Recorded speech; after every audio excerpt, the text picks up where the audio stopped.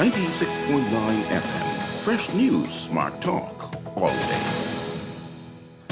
The views and opinions of the hosts and guests are their own and do not necessarily reflect the position of the management and staff of Guardian Network. The aftermath of every social revolution brings about change. Cultural norms and landmarks shift as our minds and hearts expand beyond the familiar. To everything, there is a season and a time to every purpose in the land of the living. This is our time to renew, revive, and restore the hope lost to the busyness of life. This is our time to dig again and rebuild from the storms of our past on a solid footing that holds.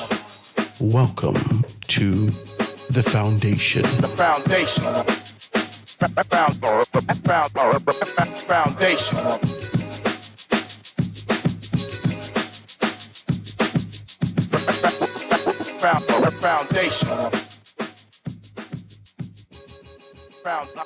The Foundation of Hearts Grant is brought to you by Alive, Burger King, Commonwealth Bank, Grand Bahama News, Kelly's Home Center, Marco's Pizza, Prince Masters, and Ron's Electric Motors.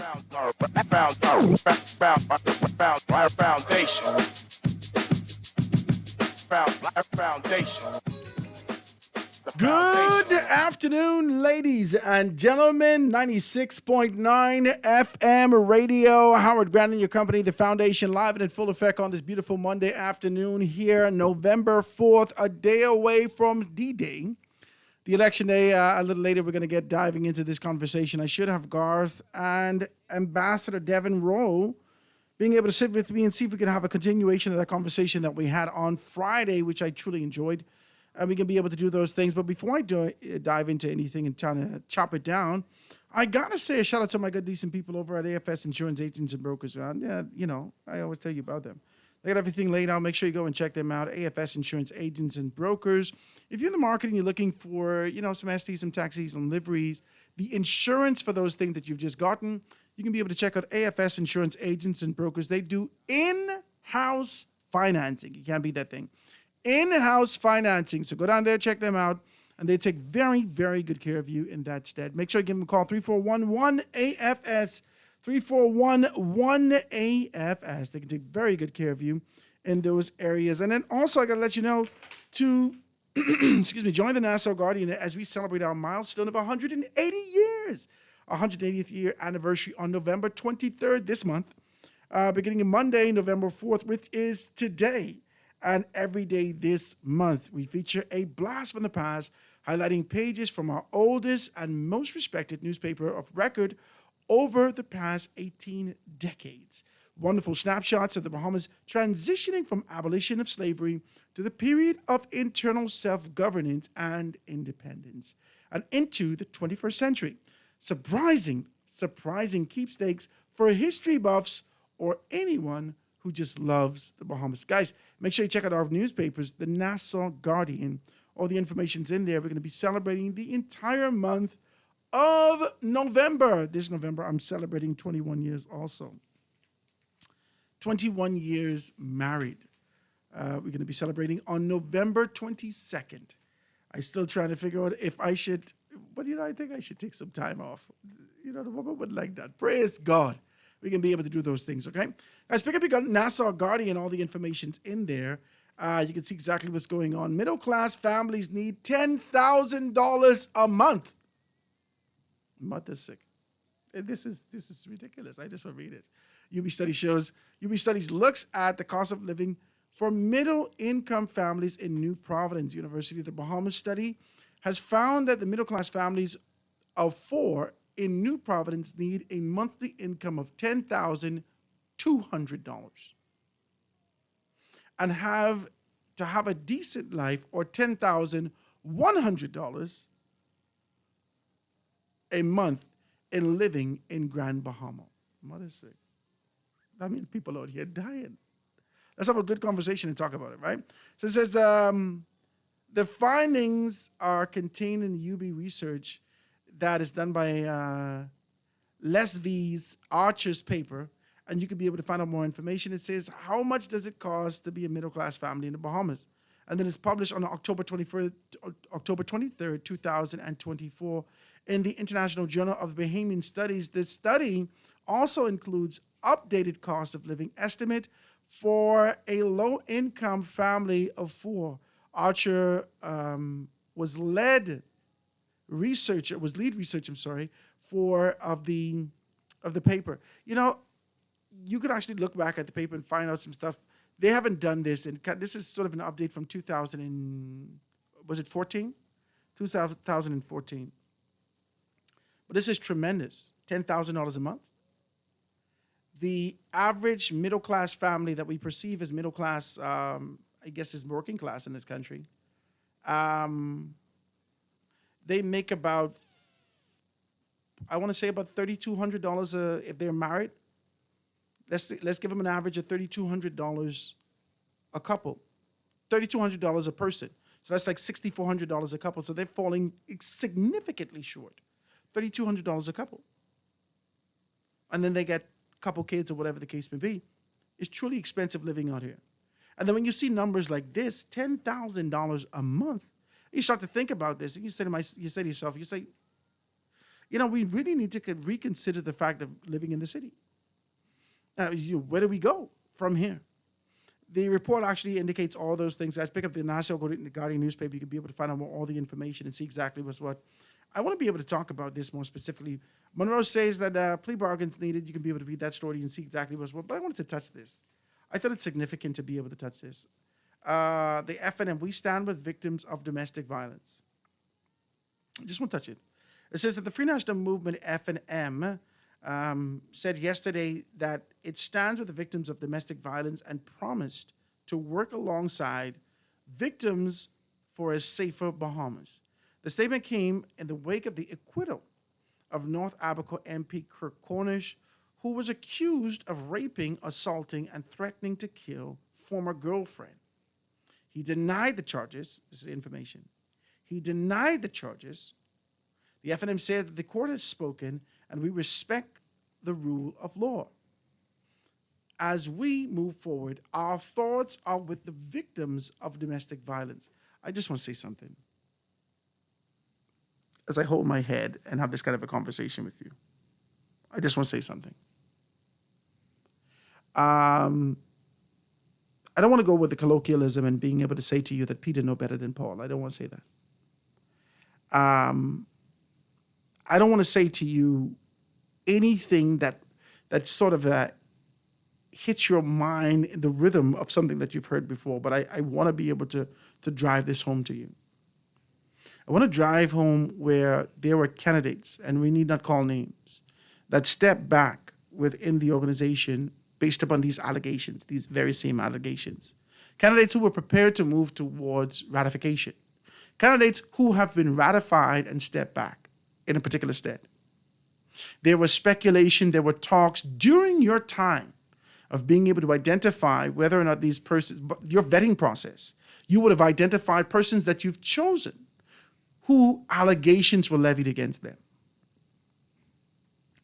I'm not saying that you should not take this position, but I'm saying to you that this exists within the confines of your organization also. Whether it be the allegations, because that's how the story is structured, the speculations, the soft murmurs in society.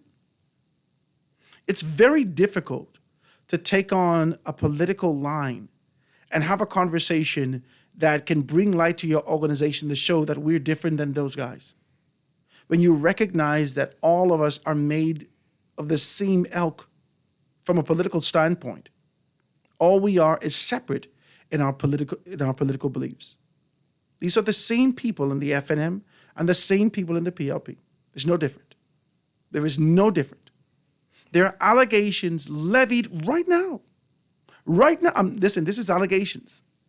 These are allegations that have been spoken out loudly about members right now who are members of parliament. Right now. And you said nothing about it. It's just bananas to me to take, this is low. This is low life activity from a political standpoint. And someone has to say this to you. This is low. This is a tit for tat on the lowest, this is the lowest vibration of politics that you can offer. Just to be able to say you're saying something, I think it's bananas. I think you make a case in terms of being able to put it forward. I think you can be able to identify those things. But unless and until you can be able to say that we're washed clean of this, there's no one in our organization does this ever. You should not respond to these particular, especially how the government, the judicial arm has already rendered a ruling. Let's be decent about it. Let's be decent about it. Your organization is a collaboration. It's a culmination of different mindsets, backgrounds, beliefs, how they grew up. And they now are part and they sit under the umbrella of the organization. And you seek to be able to almost denigrate. And that's really what it is. This is, well, we respect what the courts have said, but, I just want you to know that our hearts and minds are with the families of the victim. What are you doing? What are you doing? Say nothing about this. I will never forget having a conversation with Renwood Wells. I will never forget it. I will never forget Renwood Wells talking about the LOI. Renwood Wells was on every single station talking about the LOI issue. He went to Steve, and, we pick it up in Grand Bahama. And I had to call in. And all I say, because I like Renwood Wells. I watch Renwood Wells. I like his growth and whatnot. I remember this. And if he's going to be honest with you, he will remember my call. We can pick this up. I said, listen, I only can say this to you. I can tell you what old people say. Hold your tongue and save your life. You have a great deal to do from a political standpoint. There's no need to continue to ride this horse. Say nothing. It's done. Everyone already didn't see exactly what this is. Hold your tongue and save your political life. Renwood started talking. He said, I take this advice, similar to advice that I would have gotten from my great mentor and the person of Dr. Miles Monroe. And he started to go on like that. I said, yeah, I appreciate it. But that ain't what I call you. Just don't say nothing no more. I don't want to hear nothing else about this. Because the more you ride this out, the more that people are going to look at you in a particular light. I didn't hear anything else from Renwood.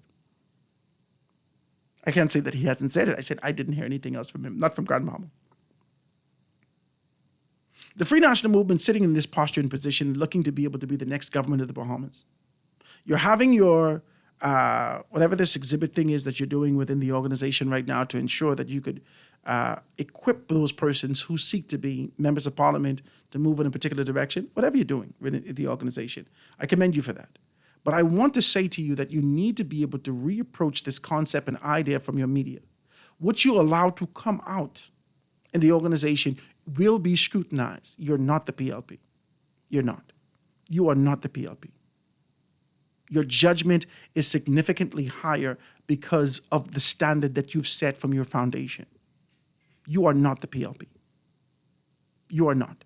You will never be judged like the PLP will be judged. You won't. There is an expectation for you to always be above board and go higher. This low vibration that is coming from the organization right now to respond to these things, it is bananas to me. I just want to be decent. You could fight me, you could call me, you could cuss me, but when you read this, you would realize that this is garbage. Absolute garbage. And you need to find real money to pay someone to help you with this, because this would be your demise. We're not talking about what you're doing in terms of organizing people, in terms of setting up. What you're putting out in the paper, what people ingesting every day, causing us to question the support. Many persons. These the same people I supported yesteryear. This can't be. What happened? You got to be able to regroup. I just want to say that. Regroup. Prepare yourself to be able to move in the direction that you've been called to move in, and take on this mantle and understanding that you are not the PLP. PLPs are masterful as it relates to marketing, but they also know their audience. They know their audience. When they come out, they say all the pleasantries, and after they finish with that, they identify their audience instantaneously, PLPs. When they punctuate their sentences, when they punctuate their presentations, they punctuate it with a very clear understanding, PLPs. You are not that. You, the Free National Movement, have catered to all those minds that have grown, that have expanded, that have explored, and are seeking a way out of the tradition. But to take this route, you have to question yourself. What are you doing? Why touch this? This sensitive as this is. Don't fight me. Talk to me about it. 323-6232, 325-4316, 325-4259. Anywhere from the family of violence, 242-300-5720, or hit me up 422-4796. If you did not read the article, it's in the paper. The FNM, we stand with victims of domestic violence. The Free National Movement has taken on this kind of position to talk about that. Going to take a quick break. When we get back, chop those things down, but we're definitely going to be talking about what's going to be happening tomorrow in the United States of America. Quick break. Be right back after this. Foundation. Foundation. The Foundation with Howard Grant. We'll be back right after this. The foundation. The foundation.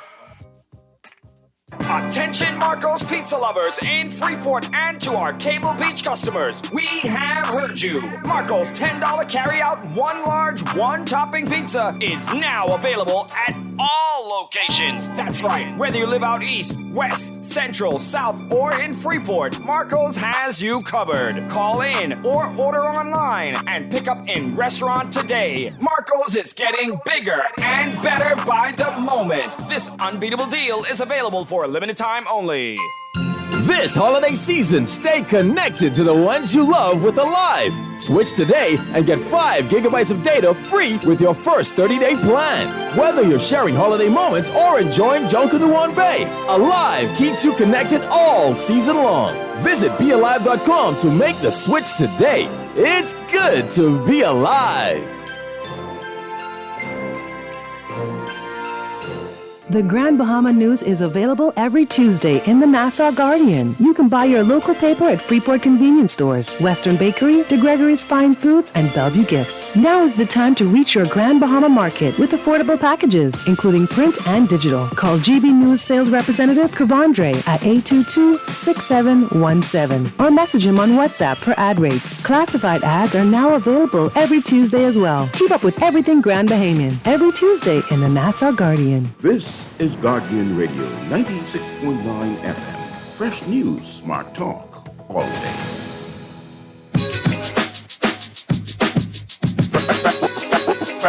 Foundation. Foundation. The foundation. The foundation. Foundation.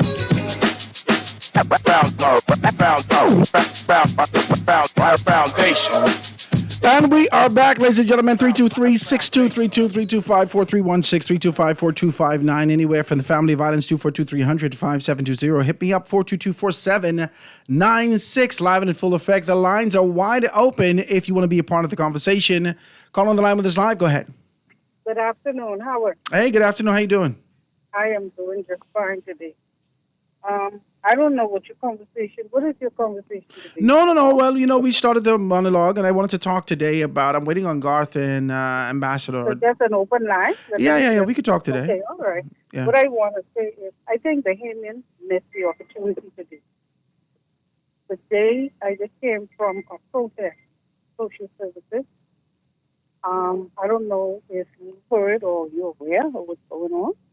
A protest of social services? Tell me about it. A protest that took place at social services this morning at the home, not really social service, at the shelter. Mm-hmm. Shelter on Berners Road. Mm-hmm. Apparently, how they have persons in the shelter, right? Mm-hmm. Who they give like 3 months. I think it's 3 months for maximum to stay. And once that 3 months is completed, they will put them out and bring in some other person. So it's like a halfway house. they take you out and bring another person off the street who they claim as homeless, right? Mm-hmm. Homeless out, homeless in. Because the person who in for 3 months, pretend you in there and you don't have a job out, you don't have a home, you don't have family. The family ain't family today. Am I still overweight while I in there? Just let me know. I want to know. Yeah, go ahead. So they put you out of this shelter now, and they looking for you now to stand on your feet and fend for yourself, right? Mm-hmm. They're not providing no job, because if you're going out on the street too far, you need a job. You need a home, first of all, right? Person, we as Bahamians, we don't know what happened in this country, We all in our own little bubble, okay? Mm-hmm. Mm-hmm. Take a drive on at least I'm hearing this now. I'm not saying this in my eyes, okay? And I'm hearing this from a reliable person. Drive on the beach in the nighttime. Take a drive during these gas stations, parks, and other places. And you see these cars full up there. Family living in vehicles, okay? Family members just sleeping on benches. Right here in Nassau. Okay? Right here in Nassau Harbor, okay? Family members sitting on the beach all night, not even laying down, just sitting up, okay, with a blanket, some of them. Then we come out at night, drive 1:30, around 2 o'clock random time, what they call ghost time, and you will see what's happening. All we call for a couple persons to stand with us, okay? Not for the person who they putting out the day or tomorrow, but for the system itself to change, right? Okay, so let me ask you. We understand, before you get to the Howard, that they have like about 30 unrenovated rooms where they need persons to must be fixed up, right? In order to must be have sufficient people or take in so much people, right? Instead of they ask, not that they ask for help, because this government spend money on all kinds of stuff now, Howard. You understand what I'm saying? Yeah. They spending money on all kind of stupidness, okay? Mm-hmm. They signing contracts for all kinds of people. And, and they just waste them. So if you can renovate a shelter, to shelter your people in. This is shelter on Bernard Road. This is shelter on Bernard Road. Mm-hmm. And put something in place whereby the person who now in that shelter, find a job for them to do. Find something for them to do. And once they're working and able to go there and take care of themselves, then you can feel right within yourself putting them on the street. But you can put somebody on the street and they looking you in your eye, the tears telling you, I don't have no way to go. You think that's a joke or something? Then you got to take in someone from that shelter and have them in your home taking care of them. They don't have no family. They don't have nobody. Right here in the Bahamas, we call home. And then when I'm looking around for the person who say they taking care of the needy, the poor, the shut-in, nobody. The people who just come out of church yesterday sitting up, lifting holy hands to God, where are they?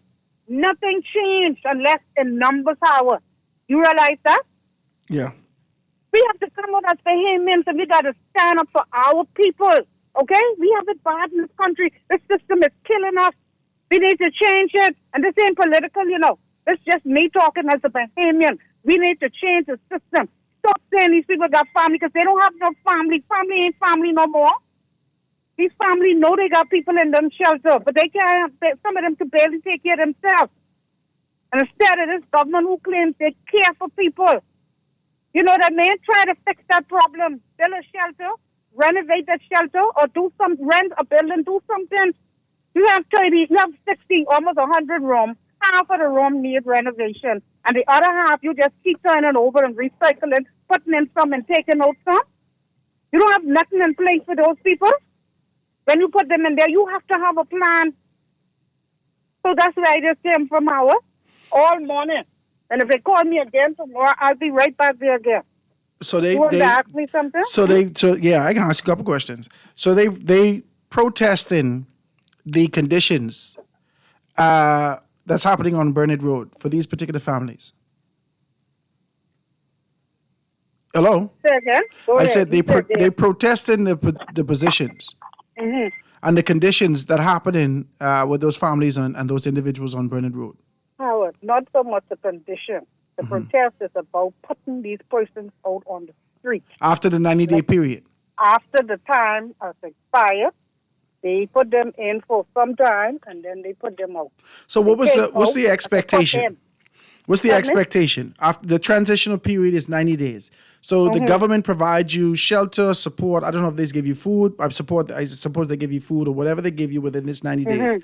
What is the expectation that you should get done within 90 days? They don't have no plan. Apparently not. They don't have nothing in place whereby they could try to like find job mostly for these people, or have some other alternative like another home, or check with the see if some of them have family who could assist. Nothing. They just take them in and look at your time up. I got some more people to bring in, so you have to go. That cannot be it. That's the system itself. And not maybe just under this government, you know. This has been happening for some time. It has to change. The first time that I remember this place being engaged on Burnett Road was after the persons came down from Hurricane Dorian in Abaco, right? Between Abaco and East Grand Bahama, a lot of persons, and the government was looking for places to put them. Now, the government placed them there and in Landshark and some other spaces throughout Nassau, right? Now, those places aren't owned by the government. Social services this shelter is owned and operated by the government. Okay? So they acquired it. Oversee that shelter. Okay. We know that for a fact. They acquired it then. Okay. All right. So I need to get some more information about this, about the support for individuals given. I'm going to let you go. I thank you for your telephone call. I got to get some more information about this, about the support given to those individuals within that 90 days, about whether or not there is a collective responsibility or collective approach from the government to ensure that we can be able to put your name in a particular arm of our system, that you'll be able to get support from social services, labor, the training department to be able to develop your soft skills if you need those particular things. These are the things that I need to know. And if that's the case, then 90 days is not a sufficient time. 90 days won't be a sufficient time. But if the government is only providing you shelter for 90 days and this is the contractual position, then I guess we can have a conversation. Let me take the next telephone call. Call on the line, go ahead. Good afternoon, Howard. How are you? I'm good, man. What's happening? Everything's all right. Just two quick points. I understand and I could hear just the passion and concern and hurt that the caller just now expressed about the state of affairs of our brothers and sisters in the country who could be, find themselves in tough times. Yeah. And it just really underscores the fact that we have all shifted our positions from caring for one another. And we throw the responsibility on the government. We throw that on them, but really you are to be your brother's keeper. I guess all of us could do that in that regard. I agree. But I think the responsibility we have to also ask, you have to ask the church to do more of the role that they're mandated to do, rather than to simply say, I'm going to get your soul ready whilst I live in this earthen vessel. I still think that the responsibility of this community of Bahamians is to allow us to look at one another, see how best we can support, help, and assist, and through the organizations like civil society, like the politicians who have their legislative duties to do, but also the church, who has magnificent opportunities and not maximizing those. You have buildings that could house people empty, littered across this country. I don't understand how that isn't something that they even offer as a hospice. So many of these persons who need somewhere to lay their heads. So I'm not here to point fingers at any one particular group. I'm saying I think there are things that can be done, but we have to be honest about, are we really interested in helping our brother and our sister? Thank you for taking my call. Thank you, man. I appreciate your telephone call, my brother. Thank you so very kindly for being able to do that. I just want to be able to shoot straight with you. I don't think like you. I don't think like, when I don't mean the caller, I don't think the general population. I really don't. I really don't. I don't think that. I never sit down. Somebody got to do something. I told you that. That's just not me. I don't know how to do that. If this thing bothering me, this is bothering me so much. Oh Jesus, I will sit down and try to figure out how I can do this. Because I'm of that belief, and I don't know whether or not that's my faith, or I don't know if that's my makeup, but I really believe that in the event that we find ourselves pricked by something, in the event that we find ourselves bothered by something, if this thing making us so angry, is if this thing just really turning our knobs every day, all day, that means that you may have a specific calling to be able to execute a passion in this area. And whilst agitation and advocacy is good, and being able to lend your voice to these things, some issues need more than a voice. They need your hands. They need your heart. And I think it's great for us to be able to see a major issue that exists in our country and try to be able to lend to it. But the fact of the matter is that it needs more than your voice. Now, this issue that we're dealing with, if you start to really be able to look at the root of where this problem is, this ain't really no government issue. Like the last caller said, we could actually lean this more on the church or the lack thereof. But, that's not our responsibility either, because they can get judged too if that's your faith. They can get judged too if that's what you believe, because that's what I believe. If you don't do your work, that's your business. I'm not here to row you and tell you you ain't doing your job. I can do my job. Now, I get cussed for doing my job, but I am going to do my job. The government of the Bahamas is void. This is me. This is what I believe. This is what I've seen. This is the evidence. The government of the Bahamas is void of all avenues of creativity. They don't know how. Successive governments of the Bahamas don't know how. They have created a sort of a Berlin Wall that blocks youth, innovation, creativity, opportunity, these sort of ideas that can help with the forward movement. They've blocked it to ensure that they could create a space for traditional people who've just been doing this for a very long time. So you have sort of a stagnant water of creativity that exists within government. And anytime you present them a new concept, they like it, they talk about it, and they will do whatever they can to kind of, funnel it through the levels of tradition to take some things out of it. And then it ends up just a program, but it has no significant impact. We're losing people in this country. I never see so much young, quote unquote, Joneses in my life. I never see so much young Joneses in my life in this country. I knew that, for years your family would house you in a home, whether or not you have mental issues, whether or not you're on a spectrum. They take their time with you. There was always someone to be able to watch you. The only time that we knew that you existed, if you had an opportunity to be able to kind of, walk into the road and wander to the road, and then people looking out here for your family and so forth and so on. Then you get back in the house, your family take care of you. That's not happening in this country right now. I never see this level of, quote unquote, how we call vagrants in my entire life, how we call them Joneses. I never. I look at these people, and I could see push past that look like charcoal on your face. My God, that got to, whatever this stench is, as I try to be able to get close and try to what you want this $5 for? Because for some reason, people don't ask me for a dollar. Man, you can't give me $20. What the hell is this money? Sir, you believe because I overweight, I must just give you more money? This is too much. This is what we're dealing with in this country. But I don't believe that we can just merely lend our voice to everything. I think we have to be able to lend our hearts to it and our hands. It's time, man. If you are compelled to do it, let's do it together. Let's figure out a way to be able to do it together. I'm still here. I've gotten a commitment for 20 pounds of chicken to be able to feed them, but I only can feed them one day. Jesus, I ain't got no bunch of money to be feeding them every day. I have trouble feeding my four. Well, I lie. I don't have trouble feeding my four, but they eat every day. To feed 250 people a day, that's just not my calling. That's not my ministry, but it's somebody's ministry.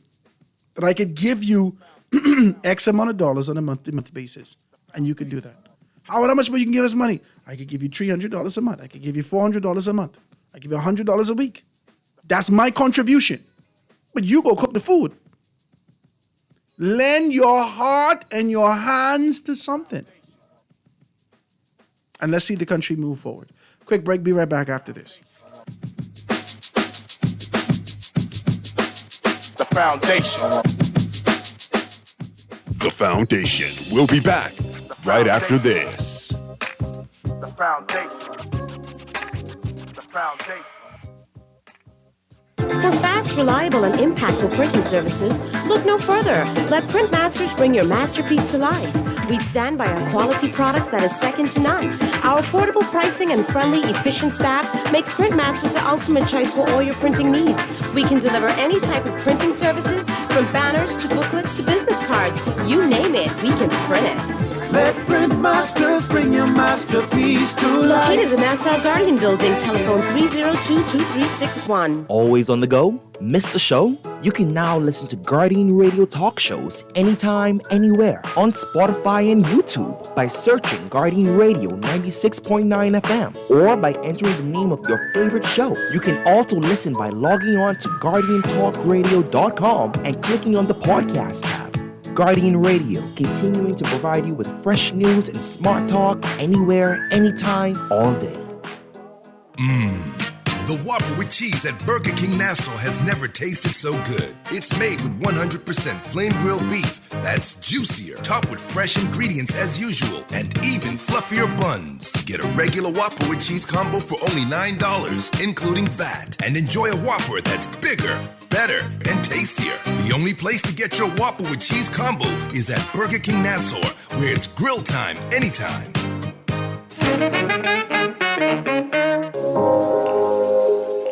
Love the show? Want to give your support? Become a sponsor today. Call 302-2300 for our rates and packages. That's 302-2300. Become a sponsor on Guardian Radio 96.9 FM. Fresh news, smart talk, all day.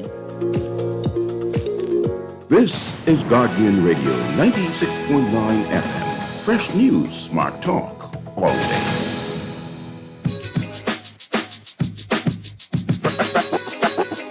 Foundation. Foundation. The foundation. And we are back, ladies and gentlemen, 96.9 FM radio. Howard Grant and your company, the foundation. Somebody text me and I can read the text. Are you prepared? Let's go.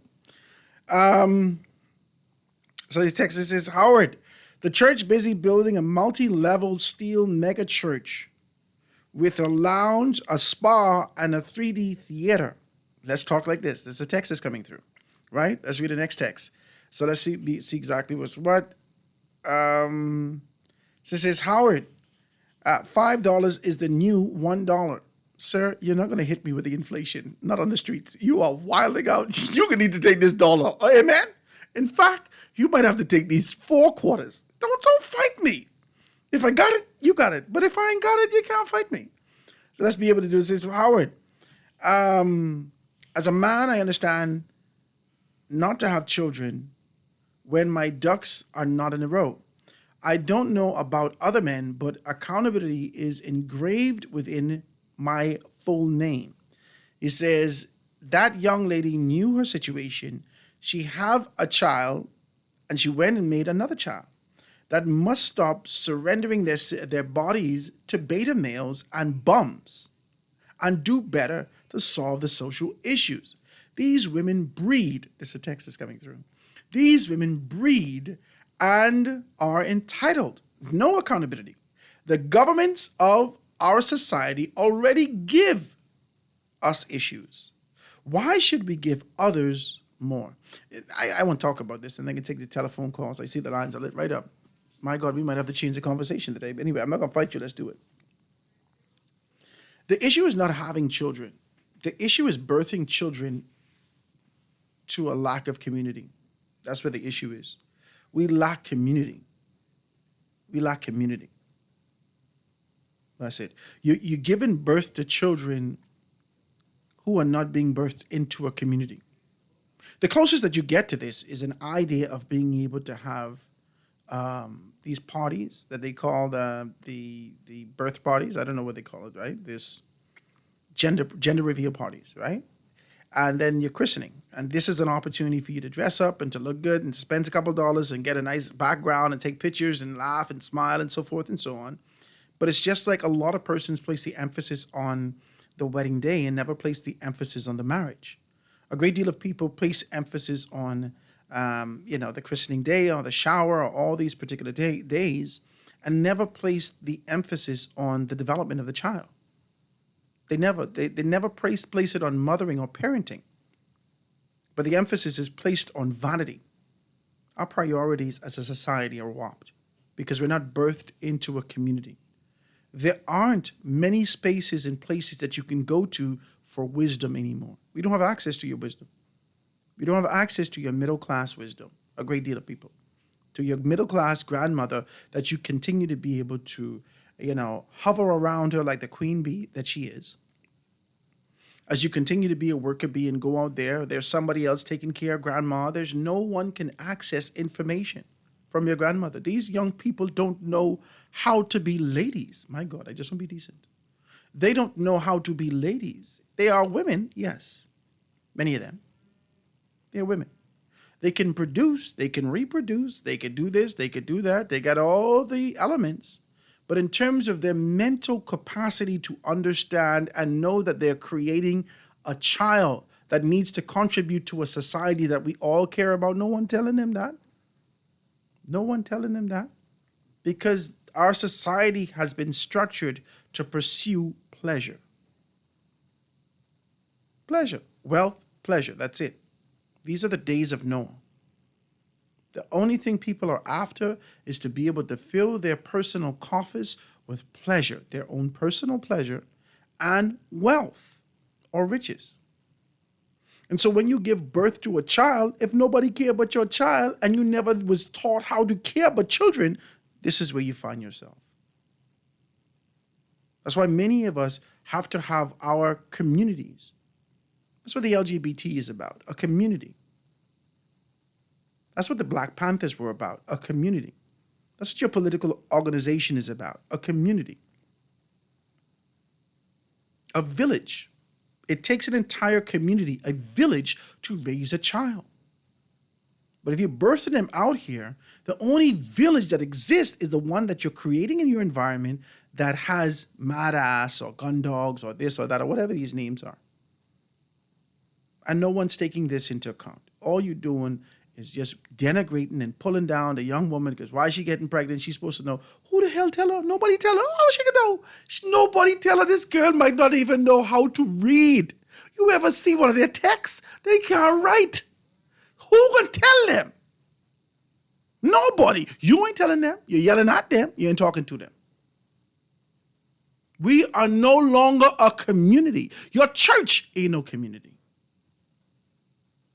I'll never forget, I tell you, I was at the People Church, and the fella telling me he want to go around, if you want, Howard, I want to go on tower all around the world, like Heinz Ketchup. I want everyone to know me like Heinz Ketchup.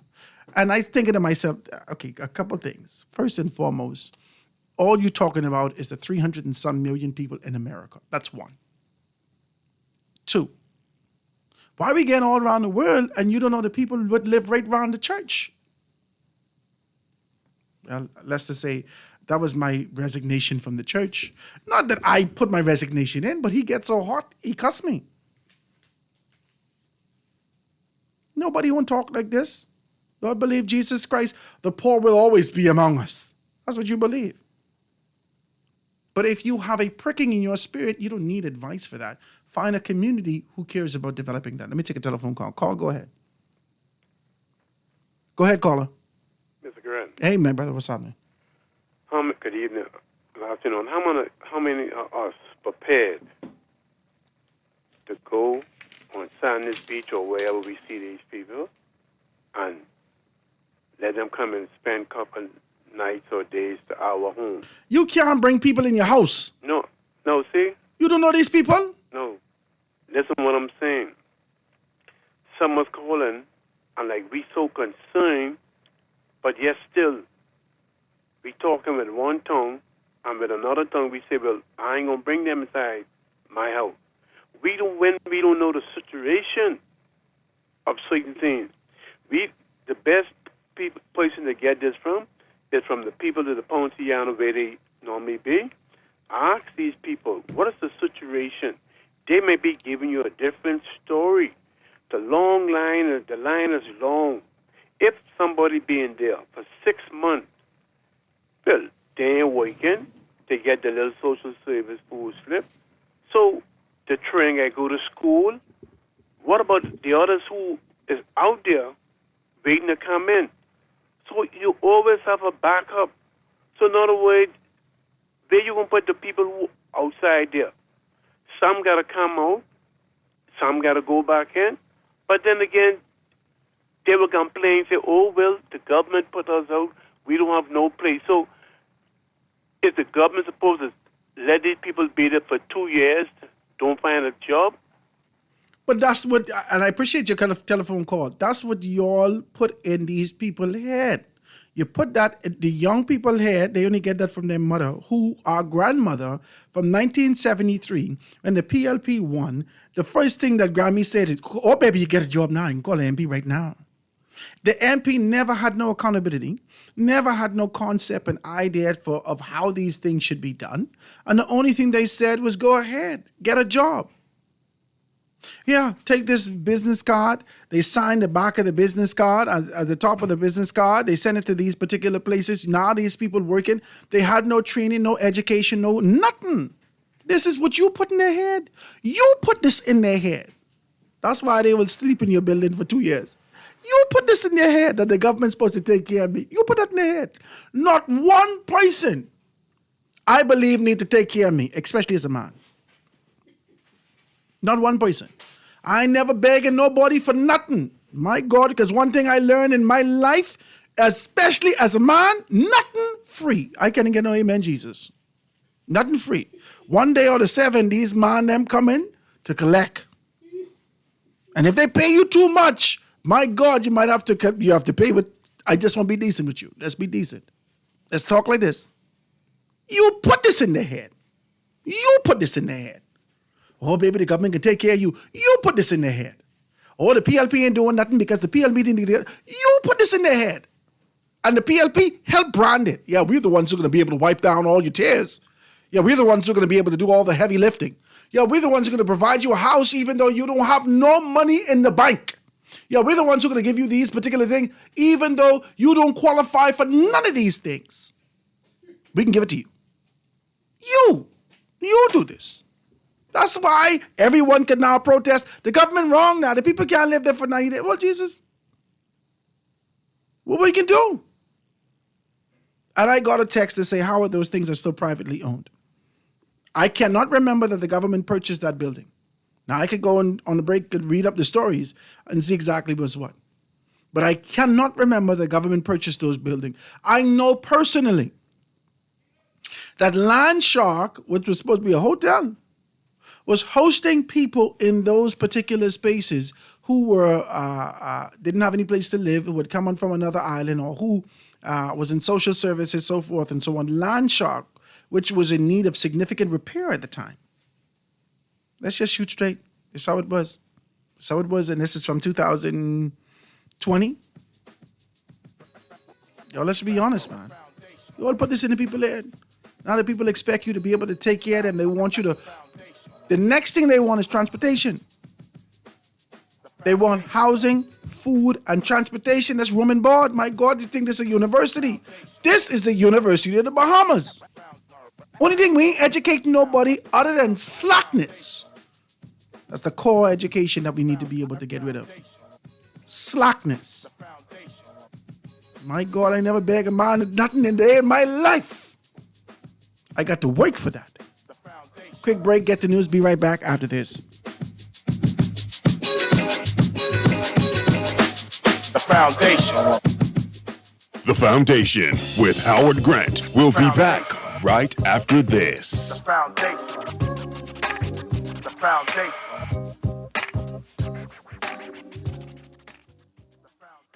This is Guardian Radio, your station for up-to-the-minute news, intelligent, interactive, and engaging conversation. 96.9 FM. Foundation. Foundation. And we are back, ladies and gentlemen, 96.9 FM radio. Howard Grant and your company, the foundation, live and in full effect. Just being able to talk about some of the issues that are happening throughout the country. It's got to be able to shout out all those good, decent people that really get a heart for these issues, that have a heart and passion to be able to see some things happen in the country. We're just talking about sort of the protests that happened on Burnett Road and those steps of being able to do those things. But I can't put the weight on the government, man. For me, the government's shifting. The government's shifting with society. And the tale of the shift is being able to be told across the the last 2 decades, right? I want to say 3 decades, last 3 decades. Since 1992, we've been able to see this country take a significant shift. And I don't know what the introduction of the FNM being able to sort of level out the playing field. We were operating in a particular manner under the PLP for 25 years post-independence, and there was sort of an expectation that this is how things are done. But that, right, scientifically they say it takes you 21 days to make a habit. It takes you 90 days to create a lifestyle. And 25 years we've been living in this sort of a state that rejected the idea of the Constitution, that rejected the idea of being able to move towards our own strength and identify those things, that we talk about it, but it evades us on a day-to-day basis being able to live like this. We talk about it, but all we do is a relentless expectation and dependency upon a government. That's why y'all are political camels, many persons. They can't eat when their political party is not in. They got to store that up in their second hump behind their neck. I don't know where your hump is. Where in your back, in your neck? I don't know where your hump is. Maybe in your second belly. Who knows? But you got to store that up for 5 years. That your talent, which is non-existent, only can be identified through the glimmer of what people you could get done for people based upon your proximity in politics. That's poor. That's poor. And you'll call a radio station and cuss other people out, but not taking into account that you are the exact same people. And if it wasn't for your political organization throwing you a proverbial bone every so often to ensure that it keep your family of 5 afloat, you would be a goner. And right there on Burnett Road looking for a room, cursing people out saying, oh man, 90 days ain't enough. Not a bad day. I'm not saying that this is what they're doing. I'm saying that we in this country have rejected the idea of our own strength. And all we do is relentlessly lean on somebody taking care of us. The devil is a liar. I want to introduce you to my good friend sitting in the studio with me, Garth Roseborough. Garth, say good afternoon to the people out there, my brother. I appreciate you for joining me today. I know you're a busy man. Howard Grant, it's always a pleasure to sit with you, to look into the mind of Howard Grant. You are sitting right now in the seat of futuristic thinking in terms of the betterment of the Commonwealth of the Bahamas. And people may challenge you only because the older people feel as if the old way has brought us thus far. And the young people may challenge you because they do believe that it's their turn and that your time has already passed. But for such a time as this, the foundation exists. We have to discuss these matters, and everyone knows the truth. And the truth of this whole entire conversation is that the Bahamas is in need of a bridge to the future. You know, we just started to talk, one of our good callers to call in, she indicated that there's a protest that was happening on Burnett Road. Mm-hmm. And they wasn't necessarily protesting the conditions that exist in this shelter on Burnett Road, between the water depot, right behind the plaza. Mm-hmm. Right there, right? Mm-hmm. They're not protesting the conditions at the plaza. Now, they said that there's 30 rooms on rotation. This is the call that we get. There's about 30 rooms on rotation. The place may have 60 rooms, may have 90 rooms, may have 100 rooms, however much rooms the place have. Mm-hmm. But there are 30 rooms on rotation. Mm-hmm. And a family can go in one of these 30 rooms, and they only can stay in there for 30 days. Mm-hmm. I'm sorry, 90 days. She said 3 months, right? Mm-hmm. So you stay in there for 3 months. And then the government say, okay, it's time for you to come out and somebody else to come in. So they give opportunities for persons to be able to stay in this space for 90 days. And so I just wanted to know, what was the stipulation? What was the breakdown? What was the expectation? What was the government doing? Did they put them in some sort of a program to indicate that they're going into this home? Simultaneously, your name is flagged within the Department of Labor. Simultaneously, your name is flagged within Department of Social Services, and almost trying to ensure that we could provide you an opportunity. None of this is happening. None of this is happening. All this is the government has come up with a program based upon our call. The government has come up with this particular program and indicated that there's going to be a rotation. Mm-hmm. I think the government is right in this particular regard. I won't take long to say what I have to say. I see your lines all lit up. I tell you something else. You got these people calling. But look at the big yard, all the big yards, low-cost housing in the Bahamas. I know for certain, with all factuality, that there are people that have been living there for decades. Their family has been there for decades. Grammy been there, Mommy been there, they there, the children there, and the grandchildren there. A lot of them ain't paying the government no rent. The government cannot get no rent from some of these people. Once you're in a government program, as you said earlier, with me eavesdropping, these people expect the government to take care of them. This is not just a governmental issue. As a landlord, after Dr. Minnis gave everybody 6 months off from paying rent, that hurt me because after I caught hell trying to collect rent, these people expect the landlord to be the daddy and take care of them. They don't want to pay no rent. Oh, Lord, the roof leaking. Oh, Lord, you need to change the window. Oh, Lord, change the door. Let's talk now. Let's talk. Yeah. Why do we play oblivious? Like we don't really know what the expectations are. Now, I can tell you this story. Quick story. I come on the telephone line. Quick story. This is a very quick story. Okay, listen. 5 pound lot. I don't know nothing about no 5 pound lot. Okay. This gentleman called me while I was already on the radio. This was about 6 years ago. Called me right here on the radio. So Howard, I want you to come look at this place. I own this apartment. But I can't get the people out. And my daughter, some of my children live in them. Okay. This is what he say. Right? This is so a I say, familiar story. how much children you have? Just shy of 30 children. Okay. I say, okay, hold on, wait. Right? He said, yeah, but no one taking care of me. None of these things happen and so forth and so on. He drive me around, me and my wife driving around because I don't know this man. She came with me. Right? So we riding around. He's showing me all this my apartment, that's my apartment, this my apartment, that's my apartment. So I said, well, how much these children living? No, I just, all these is different mothers, basically. You haven't children, right? And I said, after I let him go, because he gone, I sit down and talk to my wife. I said, baby, I can't help this man. Not that I can't help him, I refuse to help him. He need no help. Now, let me tell you what happened. No, he's in a position where, I don't know if he's still with us, but he was in the position where he was very low. Mm-hmm. And he wanted to kind of put his affairs in order so these people wouldn't take some things from him. So I tell my wife, I said, baby, I can't help him. See, this is what has happened when chickens come home to roost. Mm-hmm. That's just this. When the cows come home, this is what it is. When the pigs grow hog, proverbially speaking, this is what happens. When you're going in there and provided a place for a single mother to live who had one child, but she didn't have no place to pay the rent, and you paid the rent in a particular manner. But Christianity says to you too that I need to be soft, I need to be a lending hand, I need to be compassionate. We've all been there. I'm guilty of it too. We've let our guard down, Howard, and people have taken advantage of that to the point where they say, you owe me. How the heck I owe you? And I'll say this to you before you take your call out. This is why in New Providence right now, you, Howard Grant, is almost impossible to find an apartment unit right now.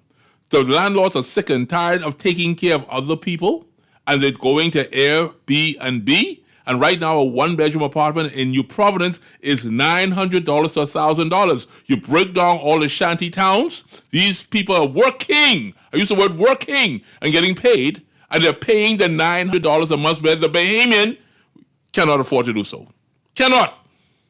So we're going to have a whole lot of homeless people, so the government better find a whole lot of facilities. Because a one-bedroom unit for a Bahamian, for the most part, and 3 month rotation is basically one family. It's supposed to be. But a one-bedroom unit. Supposed to be. For these persons who are not of our ilk. Okay, that's 3 families. 7. Let's be decent. Well, them is 7, but you have to put your foot down again. Okay. You can't bring Jesus in this conversation. So I could afford $50 a week. You could afford $50 a week. That one could afford. But the economy, $900. But the economy is so bad that I just need my money to pay my bills. Let me take a telephone call. Caller, go ahead. Brother Grant. Hey, my brother, what's happening with you? What's happening? God bless. Hey, my brother, it was good to hear from you yesterday. That thing still on with Peter Albert yesterday. 2 party and 1 vitamin, sir. Yes, sir. And you say you and a cocoa bread. I want a piece of pound cake with my own. All right, sir. But Albert Grant, listen to me, sir. Me, I thank God for social service. When the government had put the Honorable Obi Wilchcombe at social service, I thought that was a disservice to him. I always had him for a tourism man.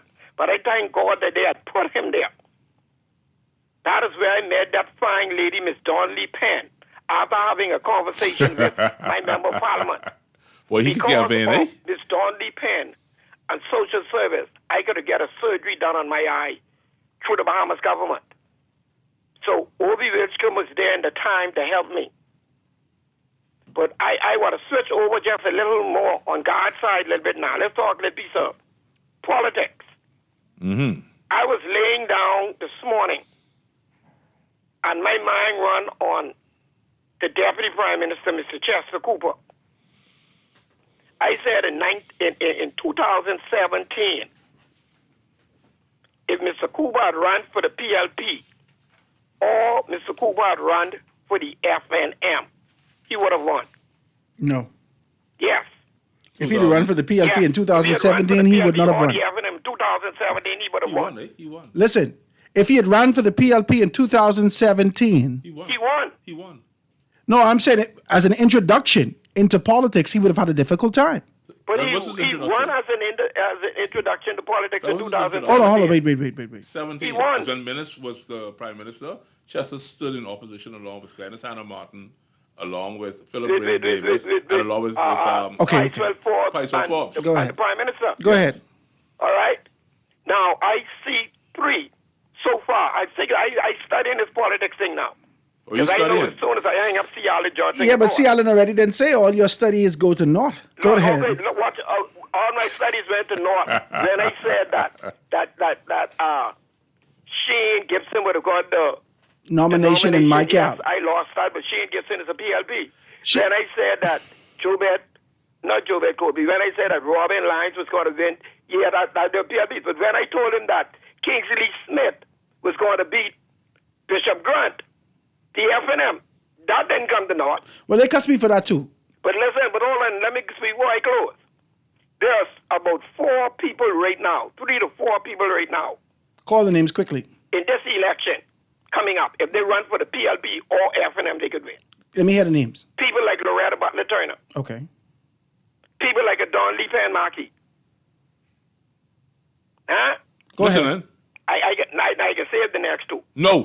Can't do that. No, you can't do that. You can't put your hand in the plow and turn back. You got to go You can't do that. Give me Go the ahead. other 2. Give me the next 2. Give me the other Give me the 2. next 2. All women, Patricia DeVoe. Okay.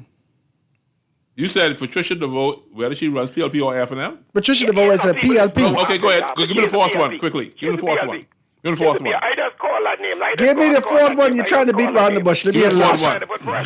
Give me the fourth one. Put the fourth one on the table. Go with them 2 for now. No, give me the fourth one. Loretta Butler Turner, BLT, and deal with the DM, the DP. Give me the fourth one. Put the fourth one in the. Who's the fourth man in the fire? God. No, that ain't true. I'll leave it with You you. want to say Robin Lyons. You think I dummy? I know that's what you want to say. You want to say Robin Dawn Might Lyons. be open. You want to say Robin Lyons. I say Seabreeze might be open. Sir, you are wilding out. We can leave you alone right now. Sea breeze may be open Open for what? with Leslie in there Some people might and use a PLP. Sir, what are you saying on the People Radio? know some things. You know some I'm a things? PLP, my I heard friend. something in there too, though. You know, I have a house in there. Sir. I got a Good house. day. I heard I appreciate your telephone call, my brother. Let me take the next telephone call. Caller, go ahead. Yeah, Howard. Hey, what's up, Anton? Yeah, I'm fine. Good afternoon to you and good afternoon, guys. Good afternoon to the nation. Good morning, Ambassador. Garth, how you doing? I'm doing good, man. You sound strong. Someone called your name to me this morning. All right, we got to have a little conversation then. Hopping on this topic. This really and truly is, it's not a mystery. It's not a puzzle. But this is like a big conch salad batch mix in conversation that y'all got going on. Howard, let me break it down just a little bit. Howard, you're on one side talking about him and calling them beggars.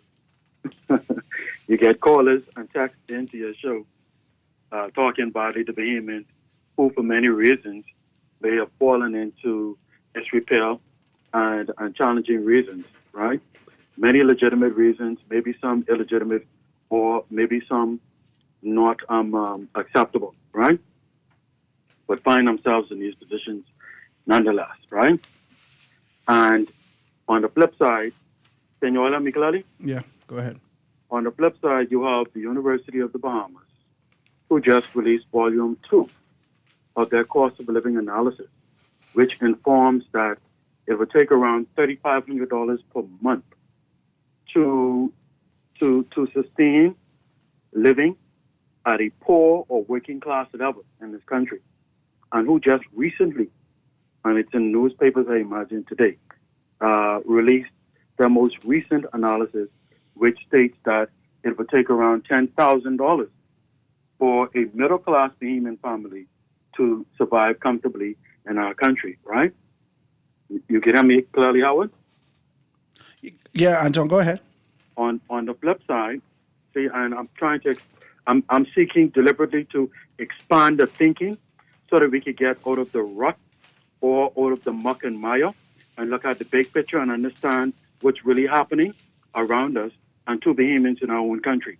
On the flip side, you have the actuarial experts who have explained at social services that we need to engage, we need desperately a bigger working class in the country, right? A bigger working class of Bahamians in the country. However, the Statistics Division released in their analysis that we are experiencing a loss of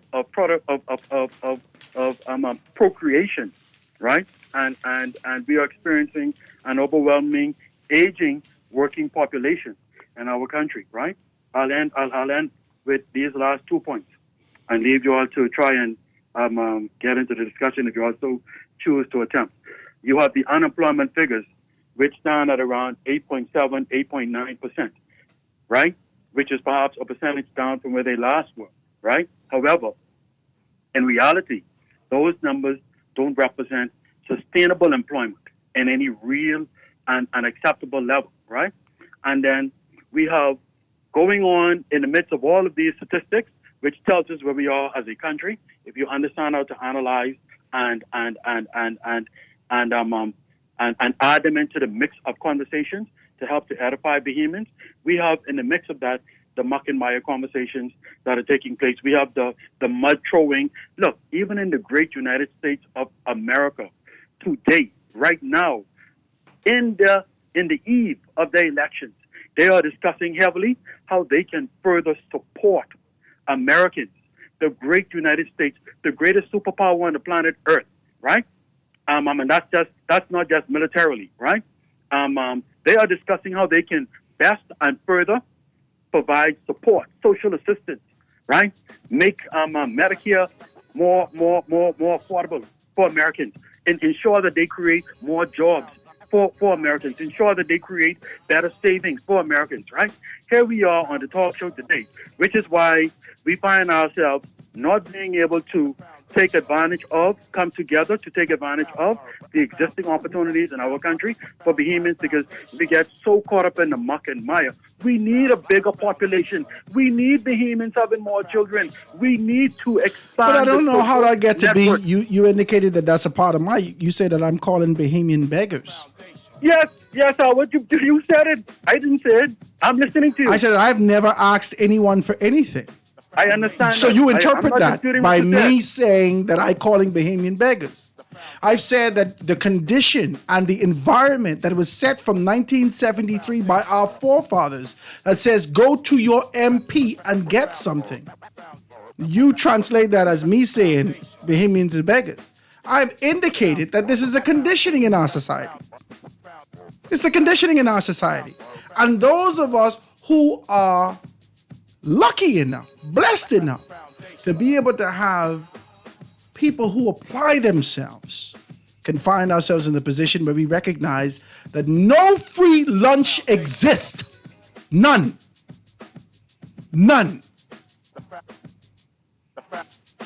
Quick break, be right back after this. The foundation.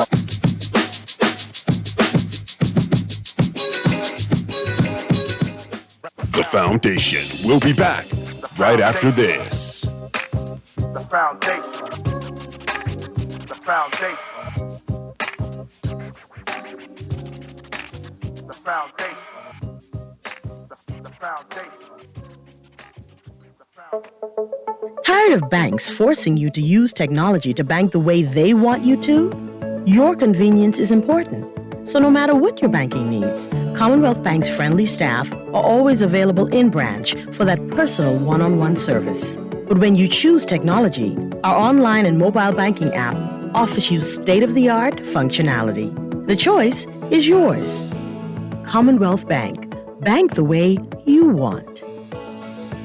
Transform your home for less at Kelly's House and Homes Holiday Paint Sale, Friday, November 1st through Tuesday, December 24th. Enjoy 25% off house and spray paints plus 20% off paint supplies, excluding net items. Our wide selection of paint colors is the perfect way to bring holiday cheer to your home. You'll also find the best selection of brushes, rollers, and pans, glue, ladders, paint thinner, and more. So catch the holiday spirit and paint up for Christmas at Kelly's House and Homes Holiday Paint Sale. This is Guardian Radio 96.9 FM. Fresh news, smart talk, all day.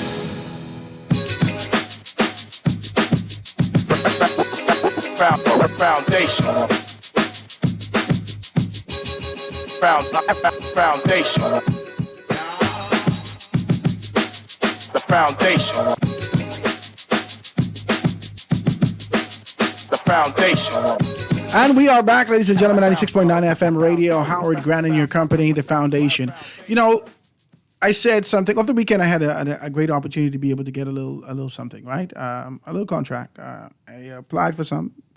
All those persons who are working with the government, who knows how to be able to get on the bonfire system and who puts in bids for these various things that pop up. Would you like to do this? Do you think you want to do this? Do you have this is what's required for this? Can you get these particular things done?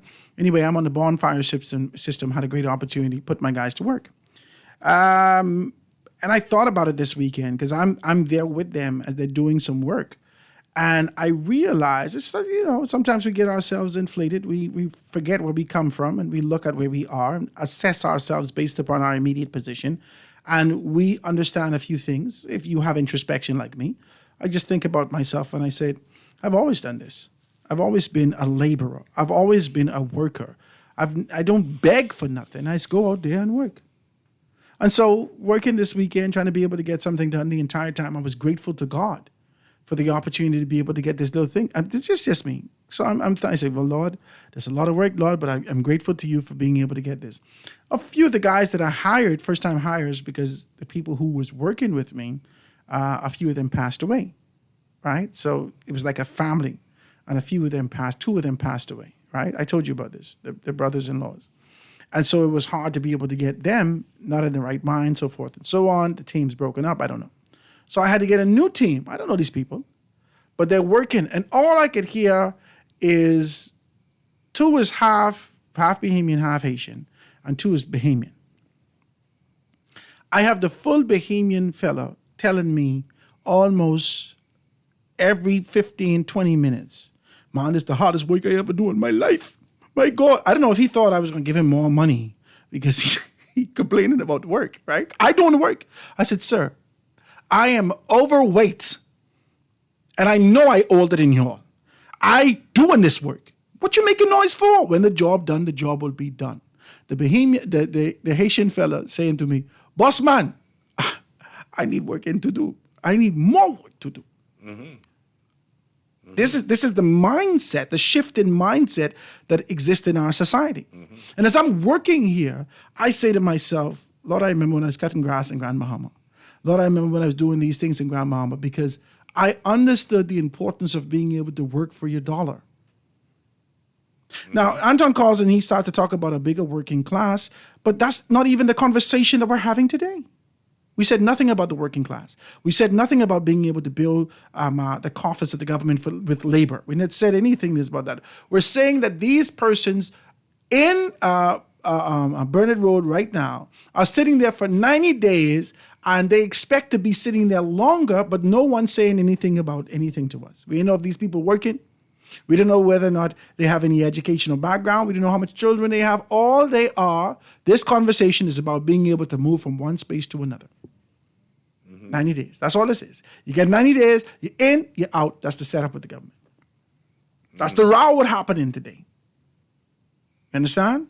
And so to be able to say that the Bahamian people are beggars, man, let's just shoot straight. Garth, you like to say, I'm a man. I never use none of my theological qualifications to be able to make $1 in my life. That's what you say. Okay? You said, I use my wit to be able to get to where I want. There are many Bahamian people out there that are using their wit, but there are some people who are conditioned to be able to use their arms. They only beg arms. We ain't gonna fight everybody, because these people will always be with us. But our society has given up this sort of an idea of applying yourself to work. Figuring it out. Some people have gone to a position that they're low vibration, and they use their bodies to get to their objective. I just want to be decent. Well, Howard, I'm looking at our nation. I'm looking at the middle-class families that need $10,000 a month. I'm trying to figure out, what do you use $10,000 for? I don't consider myself to be impoverished. I don't consider myself to be ultimately wealthy. I do have my challenges, because what happens to me most of the time, I put people before myself, and when you do that, they leave you out to dry. You will suffer in this country, and you have to learn how to now take care of yourself. I feel as if I've just been baptized and renewed. I'm living a different type of lifestyle now. The lifestyle that I've decided to live in the last few months, when I say few, I'm talking about 3 to 4 months now, is to ensure that Garth is okay. Because there are not many people who are going to ensure that you're okay. You're using your wit, you're using your knowledge, you're using your education, you're using your networking, and you give all of this to people in the name of God, in the name of church, in the name of religion, and they leave you out to dry. My last light bill, Howard Grant, burning lights throughout my home, was $25. $25. And you've seen my house. It's not small, but I've learned how to discipline myself. I've learned how to spend in a thrifty way. I don't overspend, but I do take care of friends. I do take care of family. I do at times throw a yard or two, like they say, but it's not going to be every day. The Bahamian people have to understand that we are a developing country. We're not the United States of America. We're not Canada. We are an island nation, an archipelagic nation. And where we now live, we don't produce anything. We don't manufacture anything. I don't understand these conversations. And so if you don't produce, you don't manufacture, then it says to me, Howard, that you simply want the world to give you everything for free. Listen, we have a significant reduction as it relates to labor. We have even more people who are sort of disenchanted with the idea of being able to pursue labor. We don't have great incentives that the government offer for entrepreneurialism. They have good conversation about it, but they don't give any great opportunities. Most recently, we've seen the government take on this position with SBTC and providing $600,000 and some to some women that they've been able to do that. Have been waiting for an opportunity to see if they can get some men in there to be able to do some things and diversify the approach to being able to do this, right? I say that tongue in cheek, right? But nonetheless, we've seen them taking a few avenues to be able to do these things. And we as a people, we consume more alcoholic beverages in this country for people who's supposed to be, we ain't got a job, we ain't got a place to live, we ain't having no churn, we ain't got no this thing, but more rum is coming in this country than anything that you could imagine. So we socialize before we even put nutriments within our So body. we don't prioritize, is what you're saying. That's correct. There's no priority set in here. And the reason is, if you want to get deep and down with it, the people need to forget about the fact that we are living in an impoverished position. You know, People something? drink every day. Jesus sent one another day. You got to drink today because the tribulation of yesteryear still exists with you when you wake up. And people don't want to deal with that. Do you know where my strength comes from? Even if you're, like Sparky would say, he's not really a Christian-minded person, right? But if you really focus on the Bible for what it really is, it's a book of principles. If you live by principle only, and you look at the underlying invitation to a better lifestyle through this particular holy book. I can't speak for the Quran. I can't speak for the books that are Hindu-based or Buddhist-based. I cannot speak to the books that are Rastafarian-based, but I'm almost certain that the Rastafarian and the people in the House of Islam, that they have a disciplined code. And these are people who have a good work ethic. I'm saying to you, Howard, that in your holy order, even if you're not a Christian, in your holy order, in your meek state, that you're not a devout Christian, but you just want to know principles that will assist you in becoming wealthy or becoming better off. You study this book anyhow. I'm not asking you to be a child of God. I'm just simply saying to you, open your mind to a better way. But what is happening is you're saying, you're waking up first thing in the morning and you got to find something to smoke. You read the article in the paper, The Guardian, where the guy got locked up for over weed and grubber? You saw that? Weed and grubber. That's what you're looking for. You're looking for, what'd you say, rum?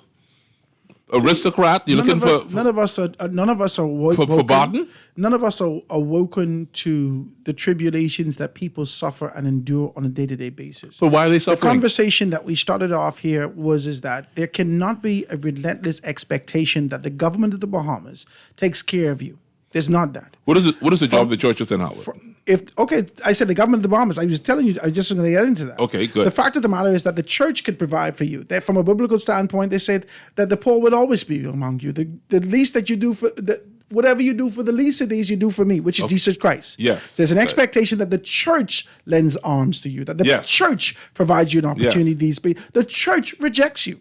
The church builds buildings and all these edifices and all these other things like that with no consideration. No consideration for nobody with no money. Okay, I want to say this to you, Howard Grant. I know time. The church got to go to the real bank to get real money to build a real building to accommodate people who ain't got no money to ensure that they could take care of these particular things. The church don't think about that. Okay, so guess what? Before you go to the lines, I see them little again. Watch this now. If the government doesn't want to assist you, Howard Grant, if the church cannot assist you, The Howard government Grant- assisting you. No, I said if the government isn't sufficient, then let me put it that way. The assistance from the government can never be sufficient. Okay, good. Because you got to help everybody. The church is not sufficient. I mean, use the word sufficient. The church is non-relevant. Okay, They don't help you on a regular basis. I want to get to a point here, Howard. The government, the church, your parents, your brothers, your cousins, and your extended family, friends, and former co-workers.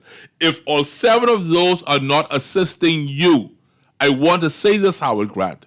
The problem has to be you. The problem There's is some people you just can't help. No, the problem ain't you.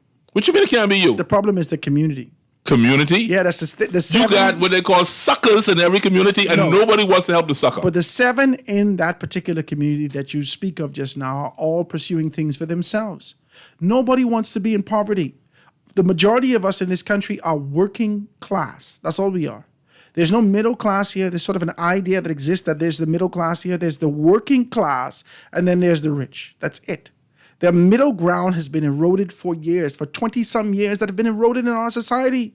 People out here like to make you believe that they're working class. They paying for their car note $500. They paying $1,000 for their rent. They paying $350 for their food on a regular basis. They paying $250 a month for gas. They only getting paid $2,700 a month, but they look like they making money. They ain't got no money. Where they But got money Howard, from? okay, me, I make enough money to take care of me, right? And I have a little extra to give away. Sometimes I fall short. I'm like every other behemoth. Listen to me again, Howard. I live, you know where I live. I live far.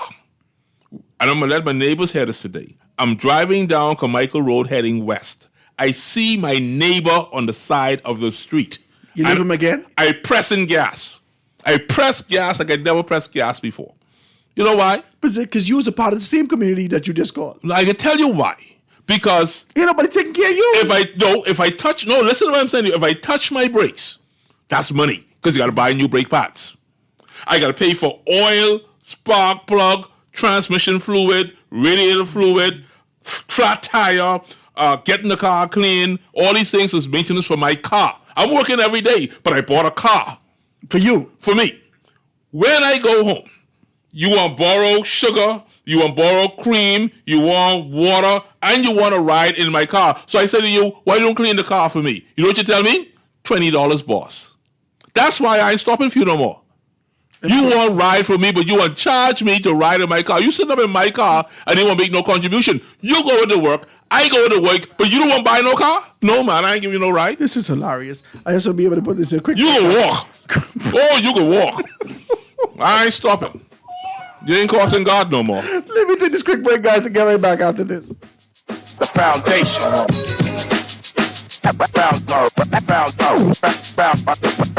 The Foundation with Howard Grant. We'll be back right after this. The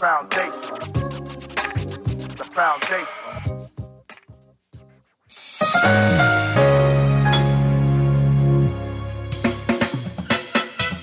Do you have uncontrollable debt? Are you ready to make that move to Fidelity for a stress-free future?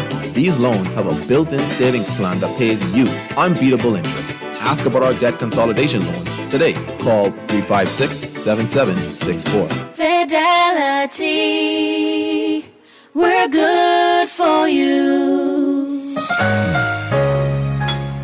Great news! Ron's Electric Motors' new location on Cowpen Road, right next to Island Luck, is open Saturdays and Sundays. So for those needing repairs on electric motors, generators, welding machines, water pumps, battery chargers, electric lifts, transformers, and power tools, Ron's Cowpen Road location can have you up and running on weekends. Don't forget, you can still visit Ron's Electric Motors on Wolf Road and Claridge Road, and now Ron's new location on Cowpen Road. Dial 356-0249 or 323-5267. Love the show? Want to give your support? Become a sponsor today. Call 302-2300 for our rates and packages. That's 302-2300. Become a sponsor on Guardian Radio 96.9 FM. Fresh news, smart talk, all day. This is Guardian Radio 96.9 FM. Fresh news, smart talk, all day.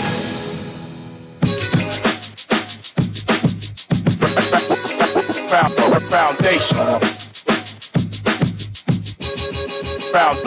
Foundation. The foundation. The foundation.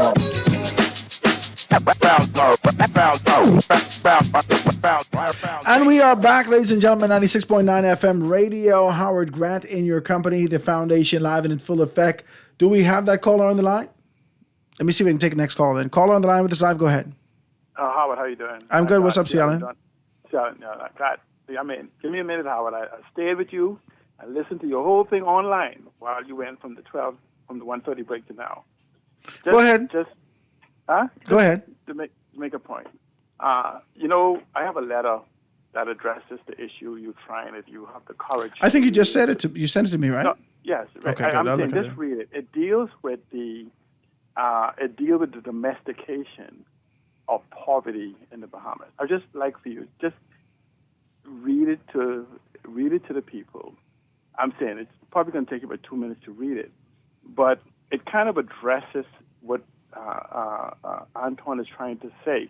And so, like, how you guys talk about the whole concept that as if to everybody who is below this middle class line is there because of drinking and whatever. These are minorities within our country. And one of the things that we're not good at is statistics. And so how are we talking about this middle class without any defined threshold of where middle class is? But using the global acceptable standard, it will, the figure could be right. But remember now that figure would have to be 2/3 of what we consider the income threshold, and it could go up to 200%. So when we look at that being 2/3, multiplied by 1.5, you end up with $15,000. So that means anybody who is earning between $10,000 and $45,000 a month in the Bahamas is considered this middle class. And then you have the working class, but then you have another class in the Bahamas, is the underclass, which doesn't meet that working class, and that's where the poverty and the abject poverty, etc., falls into place. And so when you begin to extrapolate from these studies what even is not said, you can see the crisis as a country we are economically. Because since 1973, we have grown from a $600 million a year GDP to a $16 billion a year GDP with only double the population. Yet these societal deficiencies have remained. And I think that... Have they remained or are they amplified? No, they remain. They've been amplified because you know why they amplified? Because understand, imagine 200,000 people in your country, $600 million is the GDP. You now have 400,000 people in the country. Let's say if you double the GDP, that would be 1.2 billion. But we had 16 billion, 10 times, 12 times that. But yet, the growth of the middle class and the shrinkage of the underclass or even the working class has not sustained. So is it safe to say, what I started off with, the government has nurtured an environment where they provide for you, and then when you can't take care of yourself after they've gone, so forth and so on, you left people in this kind of a stupor that says, well, who can do something for me? No, right. You know why, Howard? Because in every developing country that we claim to be, just like China and other places, you have what is called a defined social safety net. No one in the Bahamas could define that social safety net other than giving handouts. The social safety net is where we talk about education and the kids in school and medical, and they plug into for skill sets and the opportunities is there. We are good at talking policies, but policies are blueprints to the future. And you can't find a written policy anywhere in this country for the last 2 decades. Wow. I appreciate your telephone call, C. Allen. Thank you so very kindly for that. Let me see if we can take the next telephone call. Caller, go ahead. Go ahead, caller. This caller could kill me. I know that he's been waiting for some time for being able to come on there. Let me see if I can take the next one. Caller on the line. Thank you so much for holding. Go ahead. Go ahead. Hey, Howard. Go ahead, caller. 323-6232, 325-4316, 325-4259. Anywhere from the Family Violence 242-300, 5720. Hit me up 422-4796. On the line, if we could be able to do that, I had my producer being able to call 1 or 2 persons out there so we can be able to have this kind of a conversation. But Garth, this is where we are. This is where we are. I'm disappointed to be able to identify these things. I'm disappointed that there's an expectation that we continue to be able to sort of grovel at the feet of government for the government to be able to take care of us. But I also simultaneously recognize that this is the conditioning that they've placed us in. Okay. That they've placed us in this sort of conditioning. My father's father is born in Turks Island. My father's father. Okay. My father was born in Spring City, Abaco. My father's father was born in Blue Hill, Turks Island. Everybody from his loins works hard. It's just that's how we make our money. From I was 14, I never, listen to me. I wanted clocks when I was a little boy. That's $100. But it was little boys. It was $120. This was the good clocks now. They don't get, this was the good clocks. You got the eye stitch or which one? I wanted the eye stitch one. Right? I was in the 8th grade. So you use a dready? Right? No. You wanted to be a dready? I had the diamond socks, the whole thing, right? Yeah, you want to be a And dready. so I wanted this. Yeah. And I said my daddy wanted to pay a class. You look like a little glove type My of nigga. daddy look at me and say, boy, you better stop talking mess and go get a job. I in school. If you want something, go get a job. From before that, I worked every summer. And even when I'm working in the summer, I wash cars, I cut grass, I paint house, I do all these things my whole life to keep money in my pocket. And when I went to the store and I realized I had $300 in my pocket, the Clarks cost $120, I said, you know what? This don't make sense. I need the Clarks that bad. Because if I bust it up, it's almost half only on a pair of shoes. I said, Lord, I can't do this. So I bought Skechers when they first come out for like $30 or something. No, man, you cheap. That's a cheap fella. God, when you're working for your own money, you have to think logically. Nobody giving you nothing. When you I have was to think about how you can preserve these things. I was going to a wedding for the Millers, and my mom gave me $100. I went downtown. I saw an off-white shoe for $100, and I bought the shoe for $100. That was my mommy money, right? You're right. When I went to college, though, that's when I got my first pair of Tready Clarks. I used to wear them other church Clarks before that. I went to Queens College, I used to wear Clarks and Buster Brown. They were my brands. But not until I got older. But right now, I don't need no Jordans and no Nike this and Nike that. I just want something on my foot to keep my foot from getting dirty. So, like you said, I don't understand why Bahamians feel as if... I'll tell you what it is. This is the conditioning that they come from. Turks Island people, Haitian people, people who come from outside of our jurisdiction, they work for their money. But you don't understand what's happening. They work for their money. I know where this came from. Not only the drug era, it also came from the prosperity gospel era. That if you believe that you are anointed and appointed, if you believe that God has purposed you, get your rent money. God can give you that back. God can make sure you get that.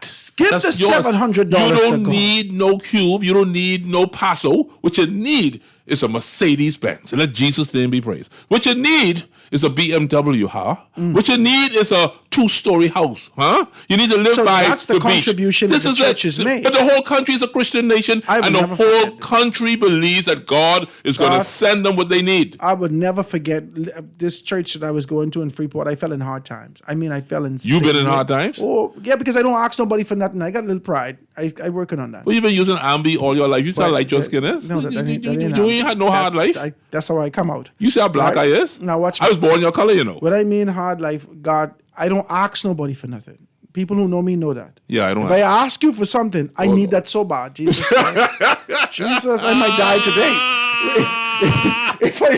If I ask you for that, I might die today. Yeah, I need that. I can need that. I need that little thing. But if you ain't got it, then okay, I might just have to die, right? Yeah. But I don't even ask generally for that, right? Yeah. I lost my job. I couldn't take care of my family. I didn't know where to go. I had too much pride to go back to my house in 8 Mile Rock, to my family in 8 Mile Rock. I was in a bad space. Yes, I was in a bad space. I understand. You understand what I'm saying? I understand. And in that kind of a bad space, I got back to work. I got back to being able to do these things. I did what I had to do to take care of my family. God, I don't beg nobody for nothing. But the average Bahamian is in a bad space, and a good space is when they can beg you and get something from you because they're smarter than you. That's the way they but think. Listen to me. All of us live under one umbrella in this society. You think one so? Umbrella. You think so? There's only one umbrella. There ain't no umbrella. There ain't no second umbrella. You don't think so? One umbrella in this society. Either you got it or you don't got it. That's it. And I see people out here right now, people like the fella all over the place cussing out saying how it broke and how it this and how it that. God, from here to God, I could have 58 children. And God know, I ain't never bring none of them. Every one of them I dedicate to God. God, you got to take care of this one. I know you can give me the money for this. But you got to take care, and I take care of all of my children. I don't ask nobody for nothing. Now, I'm not saying that I'm better than no one. But you have to have a resolve in your spirit. You have to have a relationship with supremacy to understand that life ain't only about your education. Life ain't only about your relationship. You have to have something higher so you can grab onto something for sustainability. These things are fleeting. They're fleeting. And that's if the preacher's giving you prosperity message and they ain't giving you word that you could be able to anchor to, that could hold you in a time of storm, that's where we're losing it. Well, very quickly before you close, Howard, Alexander the Great said he needs 3 things on his deathbed. 1, he wants the doctors, the physicians, to be the ones to carry his body. The second thing he needs is for all of his spoils from all of his conquers to be laid out before the path as he goes to his grave. And the third thing he needs is both of his hands to extend outside of his coffin, simply saying that, yes, I conquered the world, but a physician cannot save your life when you're on your deathbed. And the things that you have actually accumulated in your life, you can't take it carry with you. with you. You're going with hands open, with nothing in it, because you came into this world with nothing in it. That's the way we live. Ladies and gentlemen, that's the show today. Tomorrow is the election. We were supposed to talk about that today, but we're going to be talking about that tomorrow. No, it's not going to be post. We're going to be talking during the election tomorrow. So, it'll be the elections be all day long. So What will we drinking tomorrow? We drinking coffee, tea. You got to drink something. For Trump and Kamala? Yeah, man. You can't do that sober. We may have to drink 5-hour energy. We need a 5-hour energy, or 5-year energy, 4-year energy. It's going to be a long. 96.9 FM radio, guys. It's a great day, great opportunities. We're going to see you tomorrow. God spare life right here on The Foundation.